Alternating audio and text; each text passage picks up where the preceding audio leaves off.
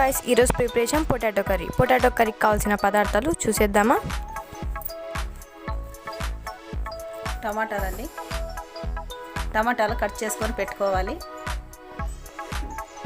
వంకాయలు కట్ చేయాలండి. ఉర్లగడ్డలు కూడా కట్ చేసి పక్కన పెట్టుకోవాలండి. పెట్టుకున్న తర్వాత ధనియాల పొడి, కారం పొడి, కొబ్బరి, లవంగాలు, కొత్తిమీర, తెల్లవాయలు, ఉల్లిపాయలండి, ఎర్రగడ్డలు. ఫస్ట్ కొబ్బరి, లవంగాలు వేసి మిక్సీకి ఆడించుకోవాలండి. ఆడించుకున్న తర్వాత ఆడియాలండి, బాగా కొంచెం ఫ్రెష్గా బాగా ఆడేయాలండి. ఆడిన తర్వాత కొద్దిగా వాటర్ వేసి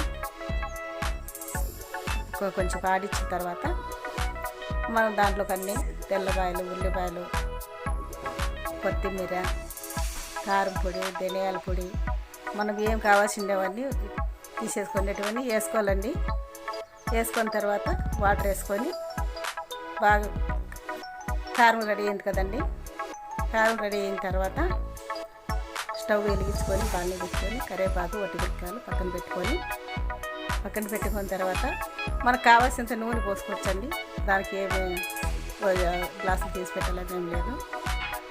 నూనె కాగిన తర్వాత ఆవాలు, కొత్తిమీర, వట్టిమిరపకాయలు కలుపుకొని మనం ఫ్రెష్ చేసుకొని కారం వేసుకోవాలండి. దాంట్లో కారం వేసుకొని బాగా రొంత నూనె కాగేంత వరకును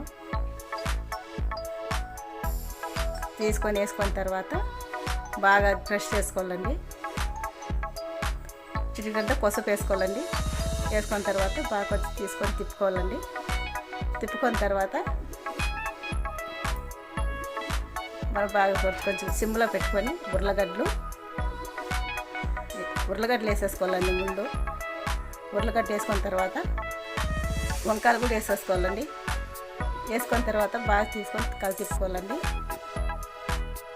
కలితిప్పుకున్న తర్వాత బాగా ఫ్రెష్ చేసుకోవాలండి. అది బాగా మగ్గనివ్వాలి. మగ్గిన తర్వాత వాటర్ వేసుకోవాలండి. వాటర్ వేసుకున్న తర్వాత ఇంకా 3 గ్లాసుల నీళ్ళు పోసుకోవాలండి. పోసుకున్న తర్వాత బాగా కలితిప్పాలండి. దాన్ని కలితిప్పిన తర్వాత బాగా ఉడికినేయాలండి దానికి లేకుండా మెత్తగా ఉడకాలండి. అది ఉడికిన తర్వాత టమాటాలు కొంచెం ఉడికిన తర్వాత టమాటాలు వేసేయాలండి. టమాటాలు వేసిన తర్వాత కలితిప్పి